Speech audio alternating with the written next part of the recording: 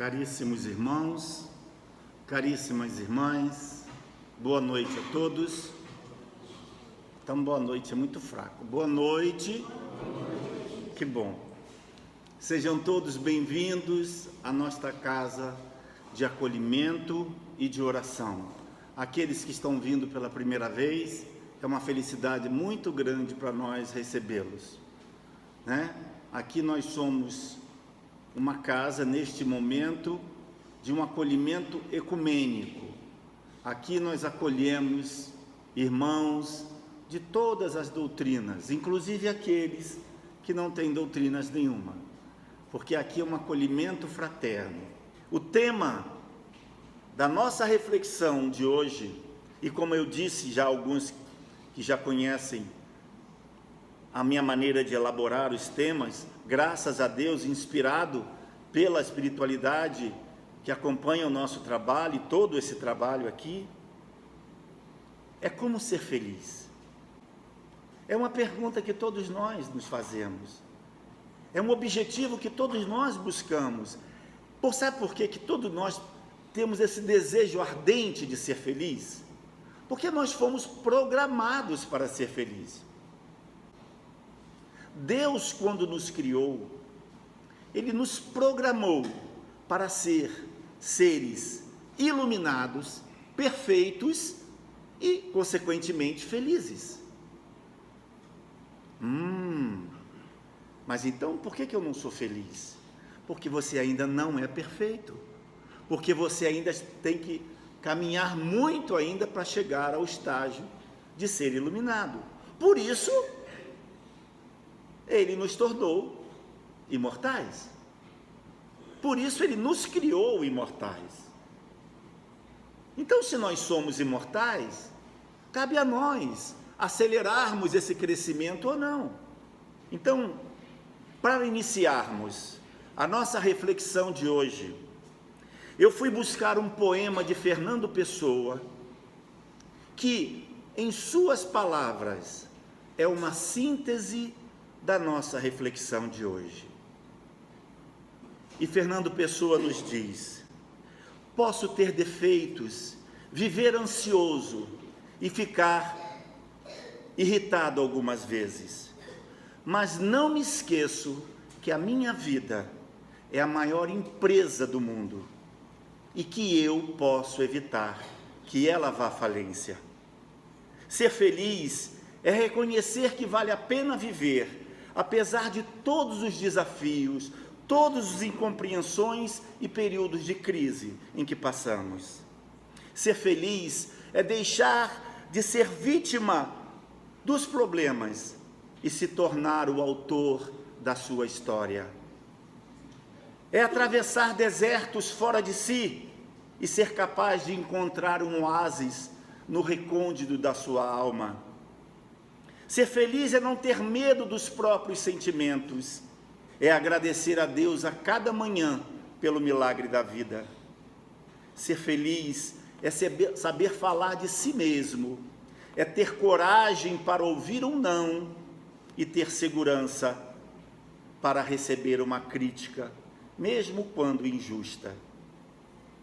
Pedras no caminho? Guardo todas. Um dia construirei um castelo. Esta é a reflexão nossa de hoje. Vocês vão perceber que tudo que nós vamos falar, de uma maneira bem singela e poética, está neste poema de Fernando Pessoa. Porque ser feliz, meus irmãos, é possível. Mas é possível ser feliz, a felicidade relativa que nós podemos ter neste estágio da nossa evolução. É isso que nós precisamos entender num primeiro momento. Existe uma passagem no capítulo 5 do Evangelho segundo o Espiritismo, em que o espírito François Nicolas,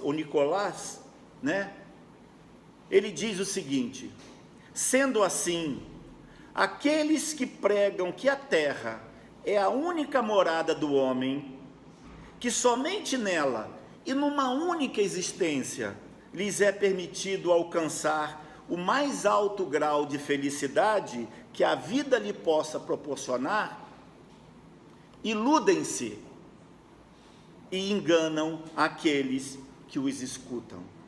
Então, aqueles que pregam que a felicidade está aqui, os materialistas por excelência, ou aqueles que acham que ser feliz é ter tudo,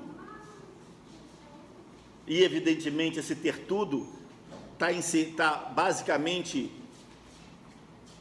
inserido nos bens materiais, se iludem e iludem aqueles que os escutam. A partir desta reflexão do capítulo 5 do Evangelho segundo o Espiritismo, nós chegamos à conclusão que as estradas que nos levam à felicidade fazem parte de um método de crescimento íntimo, essencialmente gradual. Então, ser feliz é um método. A busca da felicidade, ela vem através de um método íntimo e gradual. Porque a natureza não dá saltos, a própria ciência nos comprova isso. Uma vez um discípulo de Gandhi perguntou a ele: mestre, qual é o caminho da felicidade? Qual é o caminho para a felicidade? E Gandhi respondeu: filho, não existe caminho para a felicidade. A felicidade é o próprio caminho. Então, ser feliz é reconhecer que neste caminho, nesta peregrinação evolutiva que nós estamos, nós conseguimos ser felizes. Porque o fato de estarmos crescendo, de estarmos evoluindo, já é motivo de felicidade. Porque é a certeza que nós não passaremos pelo aquele sofrimento novamente, é a certeza de que nós estamos galgando um degrau de cada vez na nossa estrada evolutiva. Mas temos que caminhar a nossa estrada, como diz Alberto Almeida, como peregrinos, não como andarilho. Então, esse método íntimo, de crescimento gradual, ele tem que ser com a ótica do peregrino. Por quê? Qual é a diferença entre um andarilho e um peregrino? Só existe uma. Os dois caminham a mesma estrada, tropeçam nas mesmas pedras, sofrem os mesmos tropeços, as mesmas dores. Só que o peregrino sabe aonde quer chegar. O andarilho não sabe aonde ir. E muitas vezes fica andando em círculos, se machucando, continuando se machucando, continuando tropeçando naquelas pedras, onde ele, como nos ensina Fernando Pessoa, podia recolhê-las, para que um dia construísse o seu castelo. E como é que nós recolhemos essas pedras? Aprendendo com elas. As pedras são os nossos equívocos, são os nossos enganos, são as nossas escolhas equivocadas que fazemos, e a única pessoa que mais sofre com essas escolhas, em primeiro lugar, somos nós mesmos. E, evidentemente, o resto das pessoas que convivem conosco acaba sobrando também para essas pessoas, porque à medida que nós nos tornamos infelizes sofrendo, nós não conseguiremos fazer ninguém feliz. Então, a prática deste método só pode ser exercitada pausadamente, pois a verdadeira fórmula da felicidade é a realização de um constante trabalho interior. Por isso, como dizia Santo Agostinho, a nossa primeira meta para a nossa transformação, para nos transformarmos numa pessoa melhor, e com isso termos a certeza que a cada dia nos tornaremos mais felizes, não a felicidade completa que nós idealizamos, que nós geralmente, perfeccionistas que somos, colocamos nas alturas, aquela felicidade ilusória completa. Não, esta não é deste mundo, como já dizia Salomão no livro Eclesiástico, lá do Antigo Testamento. Ele cunhou uma frase antológica que hoje nós conseguimos entender, e principalmente a doutrina espírita consegue nos trazer esta revelação, esse entendimento. Por isso ela é considerada o Consolador prometido por Jesus, porque ela vem nos esclarecer. Quando Salomão disse, a felicidade não é deste mundo, hoje nós conseguimos entender por quê. Mas isso não quer dizer que nós não consigamos ser felizes aqui. O que nós precisamos é baixar as nossas expectativas e descobrir outro tipo de felicidade. Porque a felicidade, até pela sua banalidade, a palavra desgastar, está muito ligada a bens materiais, a conquistas materiais, a conquistas pessoais no campo material. O que nós precisamos refletir é que a felicidade está, acima de tudo, ligada à nossa conquista espiritual. Porque isso é que nós somos. Nós não somos matéria, nós somos espírito. Então a nossa felicidade está ligada às nossas realizações espirituais, às nossas conquistas espirituais. É lógico que Deus nos empresta para que nós sejamos usufrutuários de todos os bens materiais. Deus quer que nós cresçamos, que nós evoluímos, que nós ganhemos dinheiro com um bom trabalho, honestamente, mas principalmente que utilizemos dos nossos ganhos para auxiliar aqueles que não tiveram a mesma chance, ou que tiveram e não souberam aproveitá-las, os mais necessitados. É nesse nível que nós seremos avaliados, será avaliado o nosso grau de evolução espiritual. Então, ser feliz, não é uma questão de circunstância, de estarmos sozinhos ou acompanhados. Não, tem gente que acha que para ser feliz, precisa estar acompanhado de alguém. Então, nós colocamos a nossa felicidade nas mãos da outra pessoa, quando a nossa felicidade depende só de nós. Ser feliz é uma questão que está ligada às nossas atitudes, aos nossos comportamentos, diante das tarefas que nós viemos desempenhar aqui na Terra. Porque a nossa encarnação é uma missão, é uma tarefa, que todos nós temos compromissos com ela, mas o principal compromisso da nossa encarnação é sairmos desta experiência melhor, como uma pessoa melhor, como um ser melhor, espiritualmente, do que nós chegamos. Por isso que nós, às vezes, fazemos analogia como um ano letivo. Nós precisamos passar de ano, porque senão nós voltamos para repetir o ano, com todos os inconvenientes que a repetência nos traz. Aqueles que também, como eu, já repetiu o ano na escola, sabem exatamente como é ruim, não é verdade? O nosso principal objetivo é progredir espiritualmente. Esse é o nosso principal objetivo. E eu digo às vezes, a nossa missão encarnatória é vir espiritualizar aquilo que ainda temos de material em nós, porque nós viemos numa evolução e nós estamos aqui porque evoluímos, não vamos nos esquecer disso. Nós aqui somos vitoriosos, conseguimos evoluir, seguramente outros ainda estão atrás de nós, ou porque foram criados depois por Deus, ou porque ficaram marcando passo.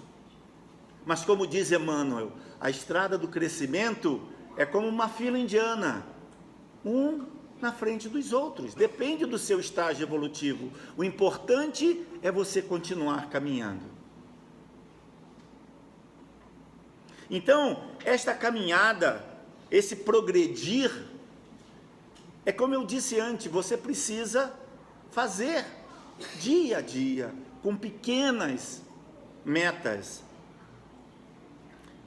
E tomar consciência de que esses momentos felizes e infelizes de nossa vida são resultado diretos.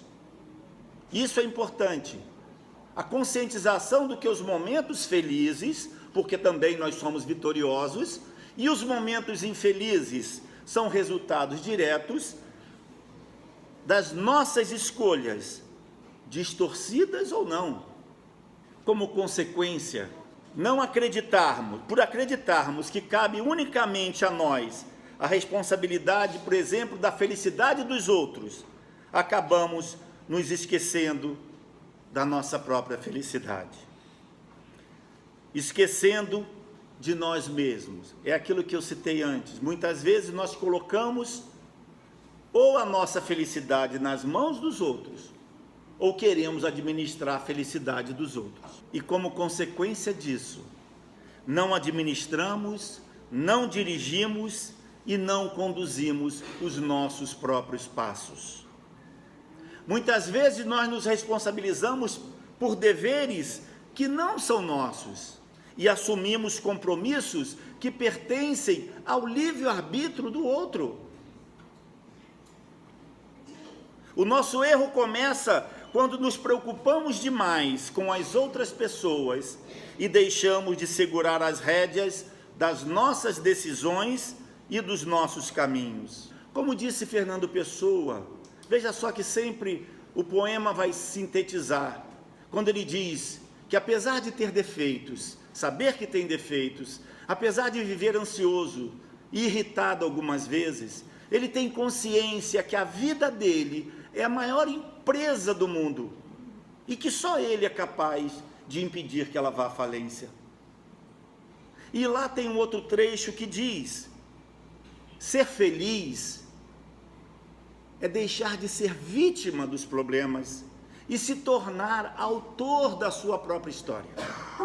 E aqui, no nosso texto, nós vemos que o nosso erro começa exatamente quando nós nos preocupamos demais com a vida dos outros e esquecemos das decisões que vão auxiliar nos nossos caminhos. Outras vezes, na nossa ansiedade de sermos felizes, construímos castelo no ar, sonhamos em realidades e por entre ilusões românticas, investimos toda a nossa felicidade em relacionamentos cheios de expectativas coloridas, que nem sempre frutificam em relacionamentos sadios.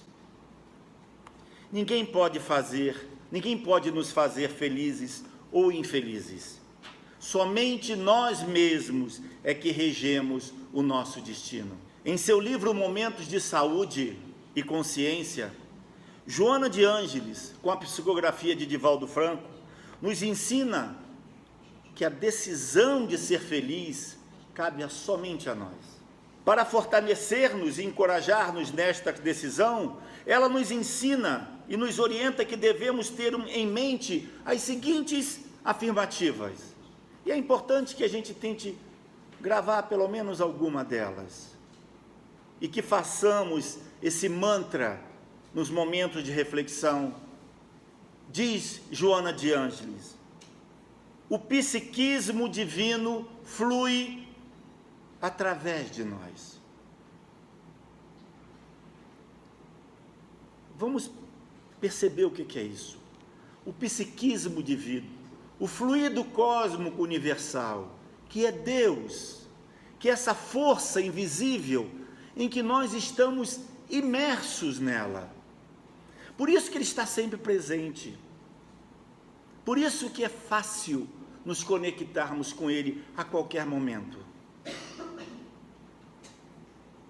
E nós precisamos fazer isso. Então Joana nos aconselha a nos mentalizarmos essa primeira afirmativa. Nós devemos saber que o psiquismo divino flui através de nós.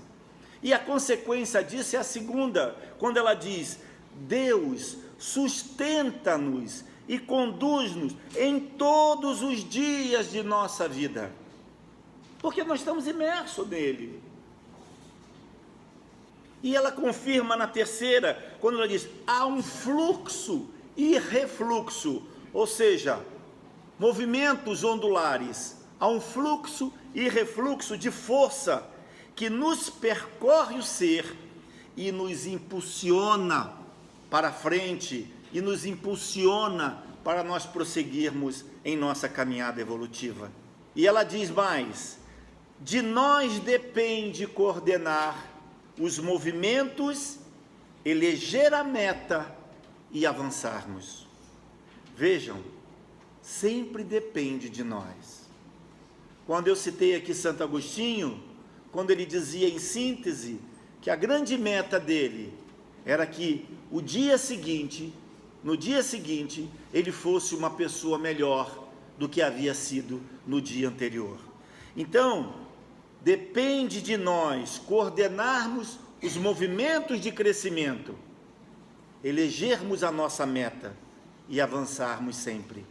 E por fim, nessas 5 diretrizes básicas, essas afirmativas que nós devemos ter em mente, como um mantra que nos auxilia nos momentos difíceis, nos momentos de dor, nos momentos de aflição, em resumo, nos momentos que nós nos sentimos infelizes.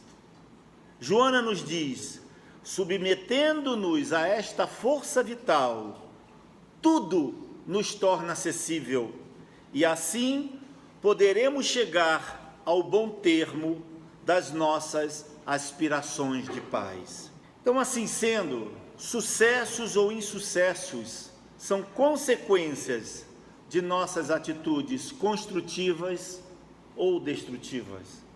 Em síntese, são consequências das nossas escolhas. A destinação do ser humano é ser feliz, como eu disse antes, pois todos fomos criados para desfrutar a felicidade como efetivo patrimônio de direito natural. Mas é preciso compreender melhor o significado da felicidade. E é isto que nós estamos fazendo aqui nesta reflexão. A felicidade, meus irmãos, não se efetiva com bens materiais somente. Nosso equilíbrio emocional é tão importante quanto as boas condições materiais de vida. São legítimas. É legítimo querer ter uma vida mais confortável. É legítimo querer ter um emprego. É legítimo querer ganhar mais dinheiro, desde que honestamente. Mas, em primeiro lugar, está a nossa felicidade espiritual, está os nossos objetivos espirituais, pois nós conhecemos no mundo inteiro, não só no nosso país, tantas pessoas ricas, poderosas e infelizes, muitas chegando ao ponto de dar cabo da própria vida, no auge das suas carreiras artísticas, profissionais. Então nós temos que ter muito cuidado na hora de elegermos os nossos objetivos de felicidade. Por todos esses motivos é que a completa felicidade está disponível para poucos, ou seja, só está disponível para aqueles que já descobriram que não é necessário compreender como os outros percebem a vida, mas sim como nós a percebemos. A hora que nós atingirmos esse estágio, de entendermos que nós não temos que saber como é que os outros percebem a vida deles, como levam a vida deles. Nós temos que perceber o que é a nossa vida, qual é a nossa missão, qual é a missão do Espírito eterno, imortal. O que nós estamos fazendo aqui? Isso tem a ver com felicidade. A primeira coisa que nós devemos ter em mente, para que possamos gozar da felicidade possível, é termos a consciência da nossa imortalidade. Pois quando temos a consciência da imortalidade, todos os nossos problemas, todos os nossos sofrimentos e desafios, não desaparecem, mas passam a ter outra dimensão, uma dimensão reduzida, porque nós nos elevamos numa outra perspectiva, por nos conscientizarmos como seres imortais, sabemos que não seremos destruídos por nenhuma dor, por nenhum desafio, por nenhuma pedra no caminho.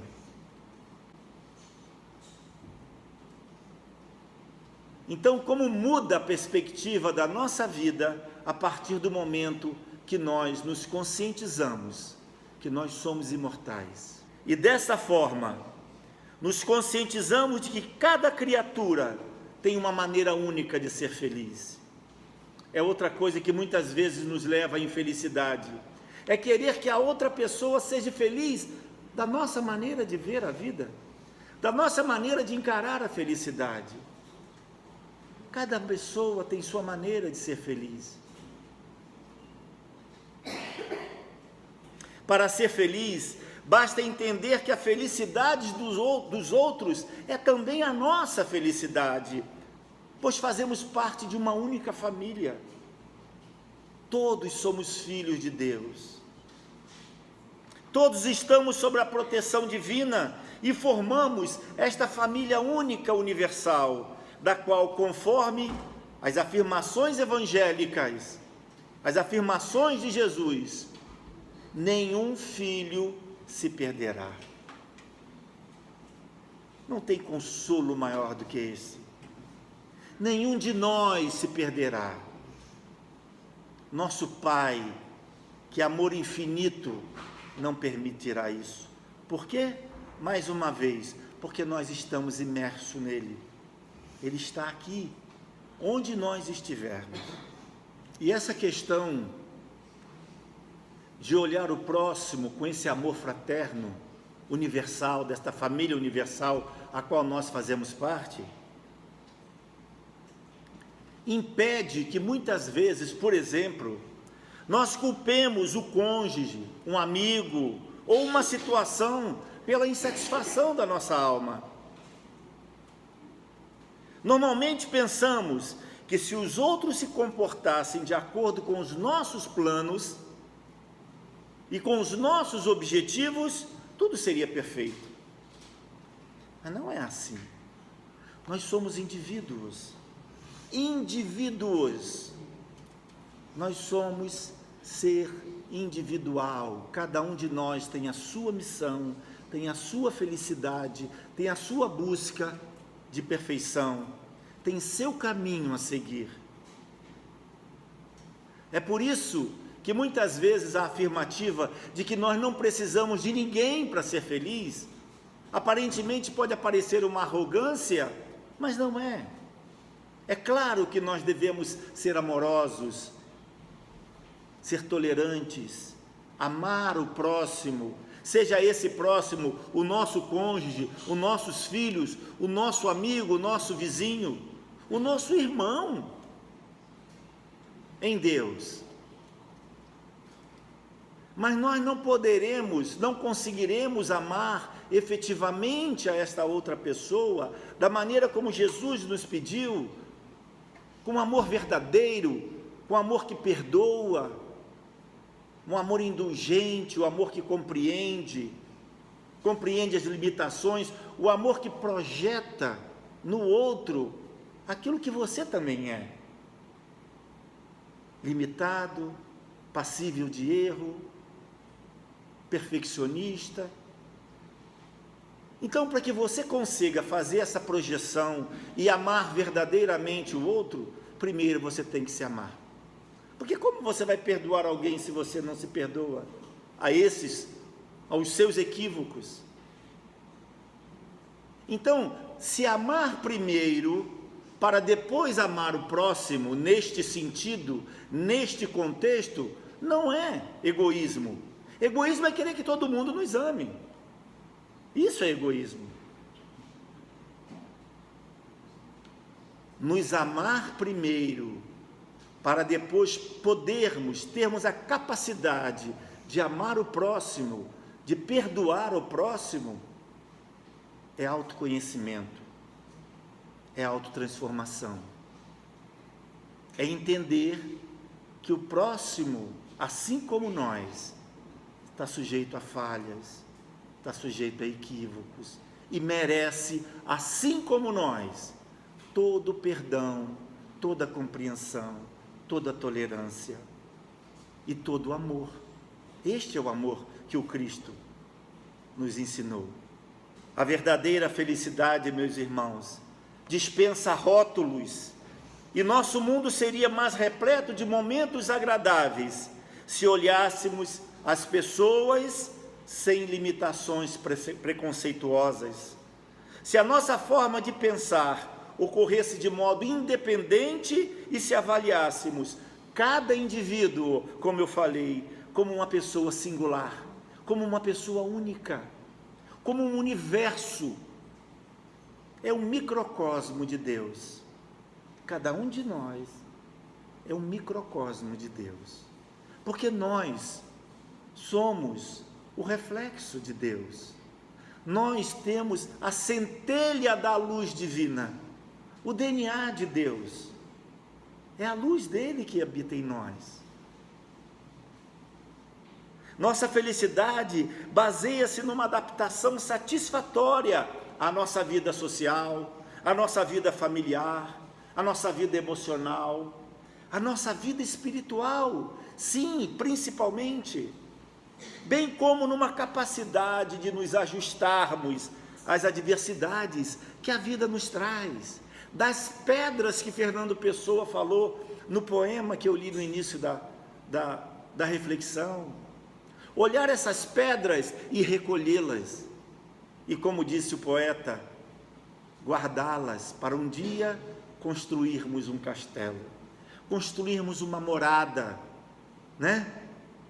Em tantas moradas da casa do Pai, como nos afirmou Jesus.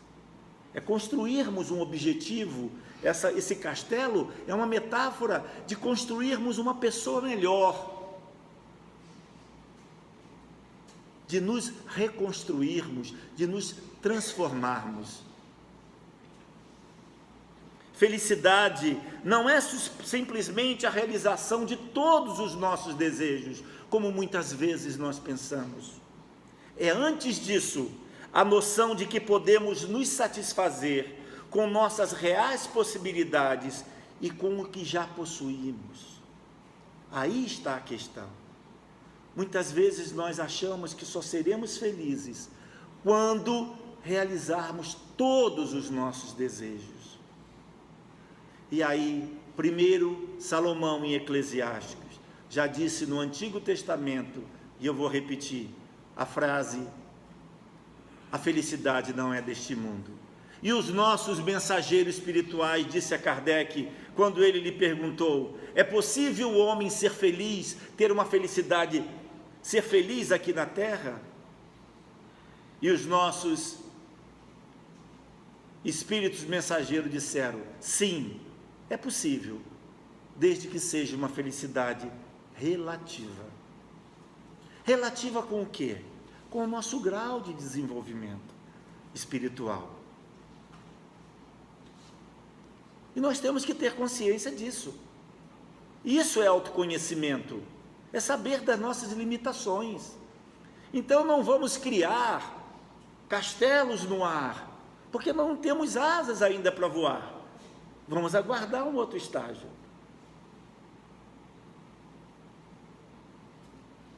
Na questão 920 da quarta parte do Livro dos Espíritos, no capítulo 1, que fala das penas e gozos terrestres, Kardec pergunta exatamente isso.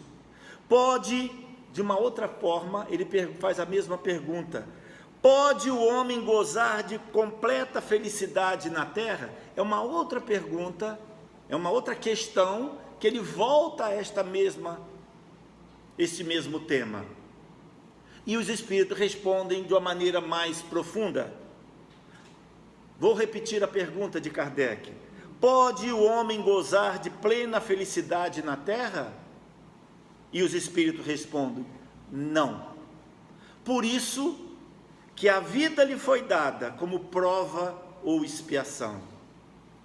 Dele, porém, sempre tem um porém nas respostas dos espíritos. Quem está acostumado a ler o livro dos espíritos sabe disso.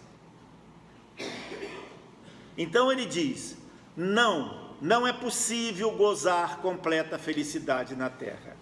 Por isso, lhe foi dada a vida como prova, ou seja, a vida, a encarnação, a experiência encarnatória, né? Porque a vida é uma só. De uma maneira mais ampla de se ver, nós somos imortais, a vida é única. Mas esta vida, evidentemente, é a nossa experiência encarnatória. Por isso foi-lhe dada a vida como prova ou expiação. E eles completam: dele, ou seja, do homem, porém, depende a suavização dos seus males e o ser tão feliz quanto possível na terra. A resposta para nos sentirmos felizes, a felicidade possível, está conosco.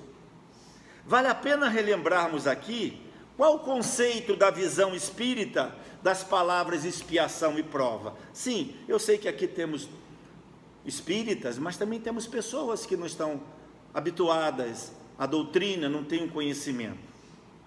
Então, para que deixarmos bem claro o que os espíritos quis dizer, apesar de que a definição da palavra prova e expiação no Aurélio é a sua definição acadêmica, mas na visão espírita ela tem uma outra conotação que evidentemente está atrelada ao mesmo significado. Na visão espírita, a palavra prova significa situações de vida através das quais nós testamos nossas qualidades morais e desenvolvemos nossa inteligência. São os desafios, são os testes. Então, na visão espírita, prova é isto. Expiação.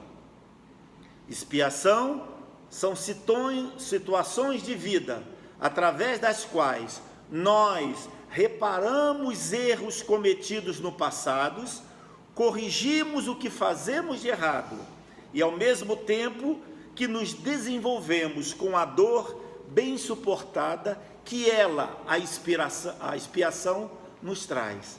Ou seja, através da resignação de suportarmos aquilo que nos foi imposto, né? Então nós olhamos a expiação como uma imposição. Prova é o que nós escolhemos, né? Nós escolhemos determinada prova para que, através, testarmos as nossas evolução moral, os nossos conceitos morais. Expiação é o que a espiritualidade nos impõe. Dentro da nossa rebeldia, nos dada a oportunidade de escolhermos, mas muitas vezes nos são impostos. Mas para que nós não ficássemos com esse texto assim um pouco dramático, um pouco que levasse a uma interpretação de pena, de veredito, Kardec, lá no mesmo item do Evangelho, no item 9 do mesmo capítulo do Evangelho segundo o Espiritismo, que é o capítulo 5, citado no início da reflexão, olha o que Kardec diz: entretanto, não se deve pensar que todos os sofrimentos suportados nesse mundo sejam necessariamente a indicação de uma determinada falta. Isso é reconfortante. E eu confesso que eu me senti um pouco mais aliviado com isso.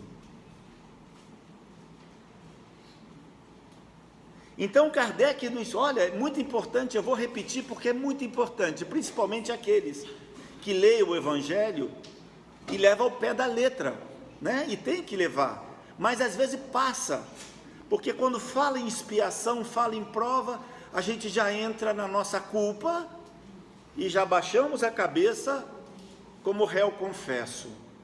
Então tudo que eu estou passando é culpa minha, porque eu fiz alguma coisa e foi me imputado esta pena expiatória. Mas Kardec vem nos alertar: entretanto, não se deve pensar que todos os sofrimentos suportados neste mundo sejam necessariamente a indicação de uma determinada falta.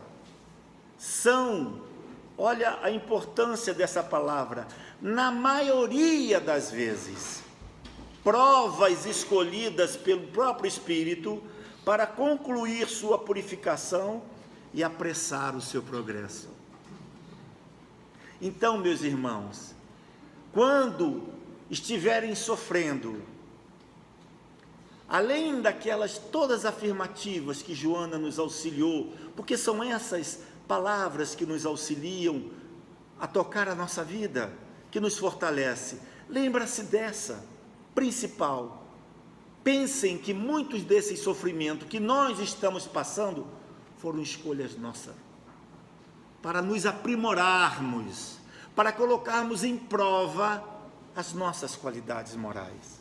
E Kardec fala com todo o seu conhecimento e a sua sabedoria, na maioria das vezes é isso que ocorreu. E ele conclui dizendo: assim, a expiação serve sempre de prova. É lógico, mesmo aquilo que nos é imputado não deixa de ser uma prova, mesmo contra a nossa vontade. Porém, a prova nunca é uma expiação. A prova é uma escolha, é uma prova de evolução espiritual que nos leva, em nosso planejamento reencarnatório, olhar para a nossa vida, que nós temos acesso à nossa vida passada, no plano espiritual, e escolhermos, juntamente com a concordância da espiritualidade responsável pelo planejamento da nossa reencarnação, escolhermos nós aquelas provas que nós sabemos que vamos submeter o nosso crescimento e o nosso aprendizado de valores morais. Outro motivo que nos leva a nos sentirmos infelizes é a incerteza quanto ao nosso futuro, que é muito natural, que é muito humano isso. E sobre isso, novamente, a veneranda Joana de Ângeles, no livro Homem Integral, psicografado por Divaldo Franco, nos oferece uma visão psicológica desse sentimento, onde ela trata das leis kármicas e felicidade. Diz ela: nas experiências psicológicas de amadurecimento da personalidade, na busca da plenitude, a incerteza é indispensável. Olha uma outra maneira de ver. Esta insegurança, esta incerteza quanto ao futuro é indispensável para o amadurecimento da nossa personalidade, psicologicamente falando, pois ela fomenta o crescimento e o progresso, significando a insatisfação pelo já conseguido. Então é aquela questão do remédio e do veneno. A diferença é a dose. Estar insatisfeito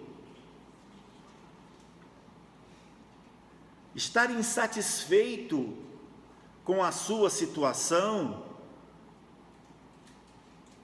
guardado as devidas proporções, é um sinal de não acomodação, e isso é produtivo, e isso é positivo, é isso que Joana quer dizer. Então, a incerteza te leva a caminhar, né?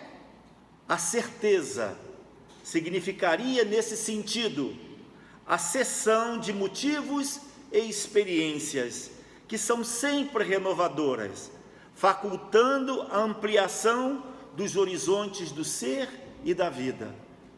É o que nós falamos. Se nós tivéssemos a certeza, significaria que a gente cessaria de buscar, crescer, se acomodaria. Graças à incerteza, afirma Joana, que não representa evidentemente a falta de fé.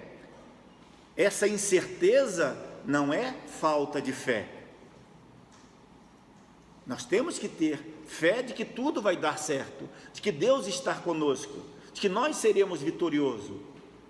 Mas a incerteza, que não representa a falta de fé, é graças a essas incertezas que os erros são mais facilmente reparáveis e os êxitos mais significativos. A incerteza do futuro, meus irmãos, ajuda na libertação, pois a presença do apego no sentimento gera dor e gera angústia. Porque quando nós temos certeza, nós nos apegamos. E esse apego é que gera dor, gera angústia e gera sofrimento. O apego, que funciona como posse, algumas vezes, como sensação de segurança e proteção, em outras, desperta o medo da perda, da solidão, desperta o medo do abandono, porque nós nos apegamos. A certeza de que aquela pessoa nos pertence, nos leva a estas fobias. De que algo ou alguma pessoa nos pertence. Esta certeza nos leva ao medo da perda. O que acontece com aquelas pessoas apegadas às suas riquezas? Às vezes desencarnam e continuam aqui perambulando para tomar conta do que os filhos vão dar seguimento, ou se vão dilapidar o seu patrimônio. Existem histórias, quem lê os livros de André Luiz, conhece várias situações de espíritos que ficam sofrendo, porque não conseguem se desapegar das suas posses, que na realidade não são suas, que são de Deus, que nós somos apenas usufrutuários, e também de pessoas. O próprio André Luiz, quando teve permissão de descer no plano aqui terrestre para visitar a sua casa, ficou revoltado em ver a sua esposa casada novamente com um novo homem e feliz. Teve que voltar ao mundo espiritual para tomar uma nova sessão de tratamento e entender que a felicidade dele estava na felicidade dela. De olhar ela com amor, sem posse. Vejam, tudo isso nos causa felicidade ou infelicidade. A verdadeira solidão, que muitas pessoas têm medo e se apegam, a verdadeira solidão é a mente estar livre, descomprometida, observando sem discutir, sem julgar, é um estado de virtude. Então, muitas vezes as pessoas não sabem, mas estar só é uma bênção.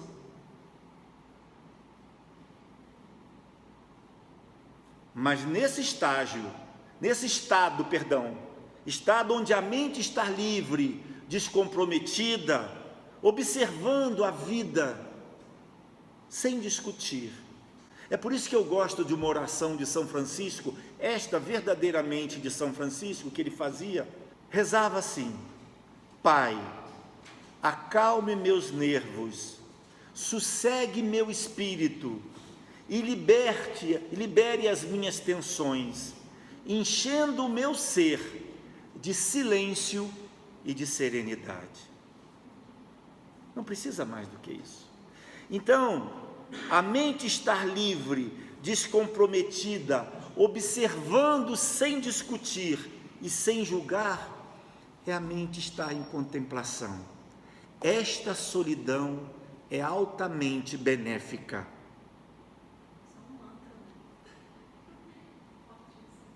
Esta solidão é aquilo que algumas pessoas conseguem com mais facilidade do que eu, é a meditação. Então nós não devemos ter medo da solidão.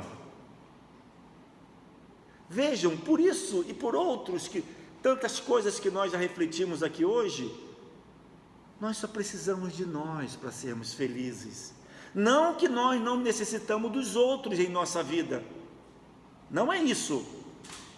Precisamos para ferir a maneira como tratamos, como encaramos o semelhante, para ferir o nosso grau de evolução espiritual no tratamento com o próximo. Mas para nós nos sentirmos realizados, nós precisamos ter esta visão e esta perspectiva, primeiro da imortalidade, e esse conhecimento, amadurecimento espiritual. Porque quando nós ficamos solitários, mas neste estado de meditação, sem essa memória conflitante do passado, nem o desespero por um futuro incerto, esta solidão é uma fonte geradora de energia e de coragem.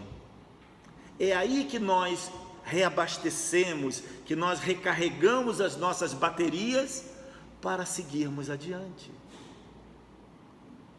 Normalmente, o medo da solidão é o fantasma do estar sozinho, sem ninguém a quem submeter, ou a quem nos submetermos, porque tem isso também. Muitas vezes nós não queremos ficar sozinhos porque estamos acostumados a submeter as pessoas à nossa vontade, aos nossos caprichos. Precisamos daquele serviçal, ou muitas vezes, por incrível que pareça, nós precisamos sermos os serviçais. Precisamos nos submetermos, porque entregamos a nossa vida na mão de outra pessoa, e se não tiver ninguém para nos guiar, nós ficamos perdidos. Esse é o medo da solidão, a insegurança porque se está a sós, assusta, como se a presença de uma outra pessoa pudesse evitar os fenômenos automáticos de transformação interna, fisiológica e psicologicamente. Não é a presença de ninguém que vai evitar a nossa transformação e nem os fenômenos que acontecem em nossa vida. A felicidade relativa, meus irmãos, é possível e se encontra ao alcance de todos os indivíduos, desde que haja neles a aceitação dos acontecimentos conforme eles se apresentam. O fatalismo kármico da evolução é a felicidade humana. Nós estamos fadados a sermos felizes, quando o ser depurado e livre sentir-se plenamente integrado nesta consciência cósmica. Não há nenhum impedimento na vida à felicidade, não há nada que nos impeça de sermos felizes relativamente. Uma resignação diante do infortúnio realiza a primeira fase do estágio de ser feliz. E finalizando, meus irmãos, diante de todas essas situações que nós vimos aqui hoje, que nós refletimos, e de outras tantas que não se fizeram objeto das nossas reflexões, devemos considerar que o trabalho interior que produz felicidade não é meta de uma curta etapa, não é meta apenas de uma encarnação só, mas um longo processo que nos levará a muitas existências através da eternidade, nas muitas moradas da casa do nosso Pai. Que Deus abençoe a todos vocês, que Jesus vos acompanhe ao regresso aos vossos lares e até semana que vem. Que assim seja.